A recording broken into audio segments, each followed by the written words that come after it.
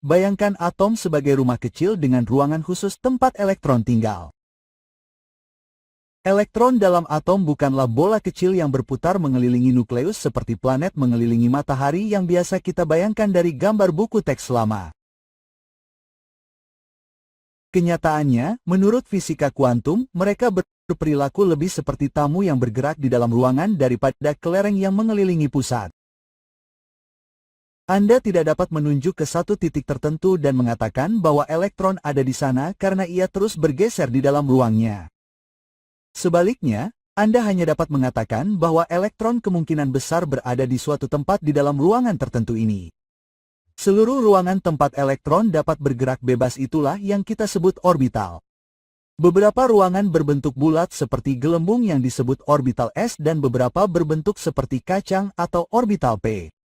Namun, dalam setiap kasus, elektron bergerak di dalam ruang itu daripada mengikuti lintasan melingkar yang tetap. Orbital memiliki bentuk yang berbeda karena elektron berperilaku seperti gelombang, bukan bola kecil. Gelombang-gelombang ini harus mengelilingi inti atom dalam pola-pola tertentu yang energinya stabil. Sama seperti drum yang bergetar atau senar gitar yang hanya dapat menghasilkan bentuk getaran tertentu. Anda dapat menganggap ini seperti not musik pada senar gitar. Not paling sederhana ketika Anda memetik senar dengan lembut bergetar secara merata dan menghasilkan suara yang halus. Itu seperti orbital S. Namun jika Anda menekan senar gitar di bagian tengah, ia membentuk dua bagian yang bergetar berlawanan satu sama lain. Itu seperti orbital P dengan simpul di tengahnya.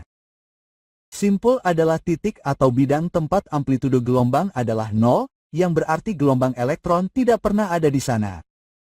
Semakin kompleks getarannya, semakin kompleks bentuk orbitalnya. Sekarang setiap set ruangan termasuk dalam lantai tertentu di rumah tersebut.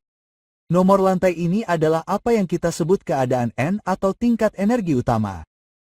Lantai pertama atau N sama dengan satu paling dekat dengan pusat dan hanya menampung satu putaran ruangan S.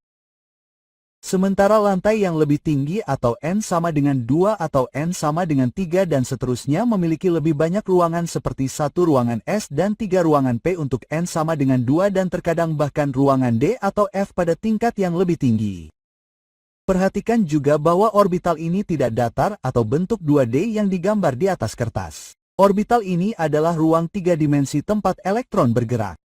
Orbital S berbentuk bulat sempurna. Kemudian orbital P di sisi lain memiliki dua bentuk beban seperti halter atau kacang dan hadir dalam 3 jenis.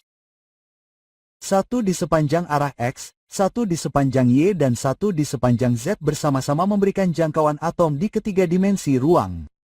Oke, beginilah cara kita dapat merepresentasikan tingkat energi atau lantai dan orbital atau ruangan menggunakan representasi 2D sederhana ini. Namun ingat seperti yang disebutkan bahwa orbital sebenarnya akan menjadi 3D seperti ini. Setiap ruangan dapat menampung sejumlah elektron seperti setiap kamar tidur hanya dapat menampung sejumlah orang dengan nyaman. Benar. Sekarang elektron yang berada di lantai terluar yang merupakan tingkat N tertinggi disebut elektron vena. Inilah yang menentukan bagaimana atom berperilaku saat menjalin persahabatan atau membentuk ikatan karena mereka paling mudah dijangkau dan dibagikan.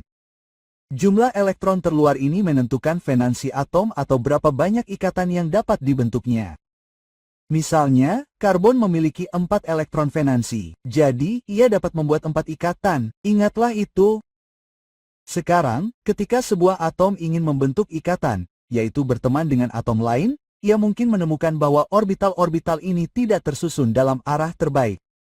Jadi untuk membuat koneksi yang lebih baik, atom merombak orbitalnya dengan mencampurnya. Proses pencampuran orbital untuk membentuk yang baru disebut hibridisasi. Ini tidak seperti atom secara sadar memilih untuk melakukannya. Hibridisasi sebenarnya adalah cara kita menjelaskan apa yang terjadi di dalam atom saat ia bersiap untuk berikatan sehingga struktur akhir dan kekuatan ikatan masuk akal. Sebelum berikatan, setiap atom memiliki orbital S dan P dengan bentuk dan energi tetap. Namun ketika atom lain mendekat dan ikatan akan terjadi, elektron atom merasakan kehadiran pasangan yang mendekat ini. Pada saat itu, energi orbital S dan P-nya menyesuaikan, dan menjadi lebih menguntungkan dari segi energi bagi atom untuk mencampur orbital-orbital ini menjadi orbital-orbital baru yang dapat menunjuk tepat ke atom yang masuk. Orbital-orbital bibrida ini hanya ada ketika ikatan akan terjadi atau ketika atom terikat, bukan pada atom bebas yang terisolasi. Itulah sebabnya, misalnya, atom karbon bebas tidak memiliki orbital bibrida. Namun ketika karbon mulai membentuk ikatan seperti pada gas metana, etin, atau eth, orbital S dan P-nya bercampur menjadi bibrida sub-3, sub-sub, atau sub tergantung pada berapa banyak ikatan yang dibentuknya. Mari kita bahas tentang hibridisasi atom karbon. Karbon memiliki nomor atom 6, yang berarti atom netral memiliki 6 elektron untuk ditempatkan ke dalam ruang atom atau orbitalnya. Kita selalu mulai dengan ruang energi terendah dan mengisi ke atas. Ini dikenal sebagai prinsip Aufbau. Tingkat energi pertama yang disebut N sama dengan 1 hanya memiliki satu ruang bulat atau orbital S. Ruang ini dapat menampung maksimal 2 elektron. Jadi kita tempatkan 2 elektron pertama dari 6 elektron karbon di sini dan mengisinya sepenuhnya. Selanjutnya kita pindah ke tingkat energi kedua yang disebut N sama dengan 2. Tingkat energi ini memiliki satu orbital S dan satu P yang diberi label sebagai 2S dan 2P. Ruang 2S adalah yang berikutnya dalam hal energi dan juga terisi dengan elektron ketiga dan keempat sehingga menyisakan 2 elektron lagi untuk ditempatkan. 2 elektron terakhir ini masuk ke subkulit 2P. Pada dasarnya PX, P, dan PS adalah 3 subkulit orbital P. Sekarang menurut aturan Hund yang merupakan aturan bahwa elektron lebih suka menempati ruang kosong yang terpisah sebelum berpasangan, 2 elektron yang tersisa akan menempati 2 ruang P yang berbeda, masing-masing dengan 1 elektron dan putaran paralel. Ini adalah detail yang sangat penting karena meninggalkan atom dengan 2 elektron yang tidak berpasangan yang siap untuk berikatan dalam keadaan paling stabilnya. Oleh karena itu, konfigurasi elektron lengkap karbon dalam keadaan dasar ini dibaca sebagai 1s2, 2s2 dan 2p2. 4 elektron bebas terakhir ini digunakan untuk membentuk tulang punggung semua kehidupan, itulah sebabnya karbon sangat serbaguna. Oke, sekarang mari kita pahami hibridisasi sub terlebih dahulu.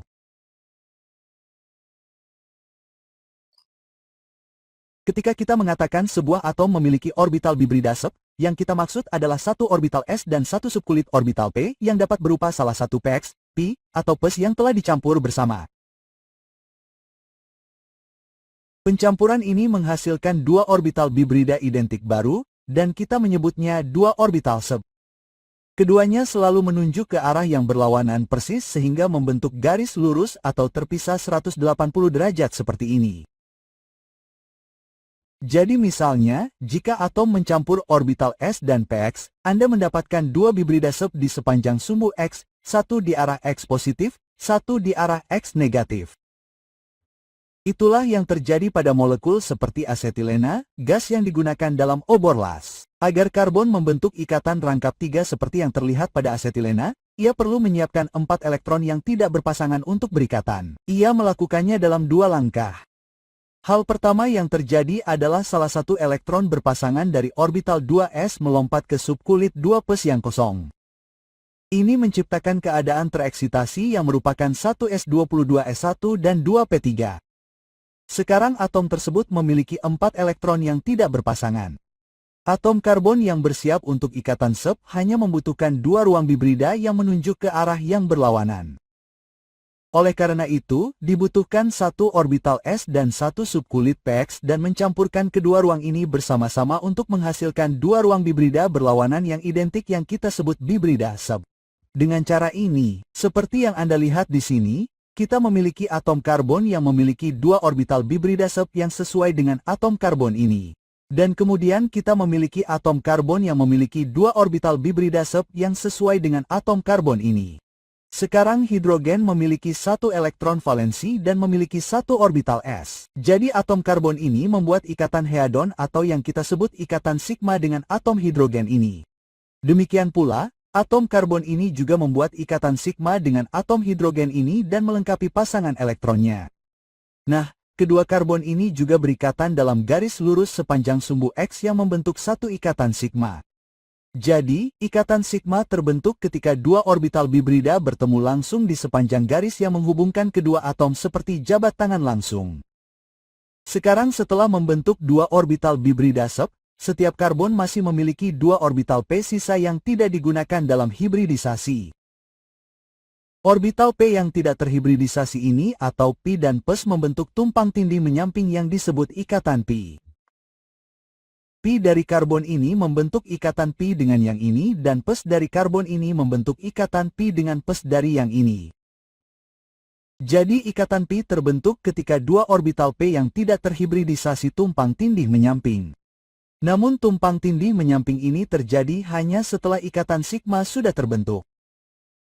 Jadi dalam asetilena antara dua karbon, satu ikatan sigma dan dua ikatan pi membentuk ikatan rangkap 3.